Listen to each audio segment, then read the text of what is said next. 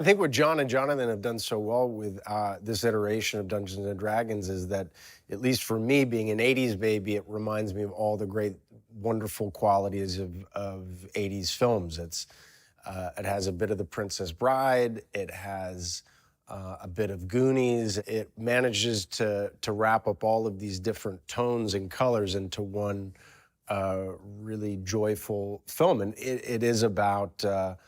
It's a classic hero's journey, hero quest about a bunch of misfits that are trying to do better and be better. Edgin Darvis is a little bit different than the characters I've played before, in the sense that he is undeniably an optimist. He will make the best out of any situation. And I guess from the definitions from the Dungeons and Dragons game, the bard is the inspirer. He or she is the one that inspires hope and courage and people to do their best. Was such a pleasure to work with. He's so handsome and so tall, and he's just in on the joke. He's a very sharp dude. He was assuredly a very prepared actor and man when he comes to set. You could just see the tactician in him changing an ending or adding a word, or, pumping up the volume on a certain beat, taking it down. It was like an acting class. Everybody has a really, really different energy, which I think works very, very well for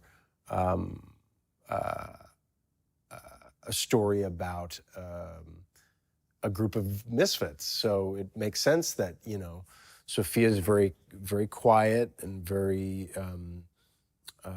introverted, and like I said, Justice is fun and easy and facile in the moment, and Reggae's very serious. Michelle's very bright, and I can be all sorts of things, very mercurial. So I really was surprised about how beautifully John and Jonathan had composed this symphony of people.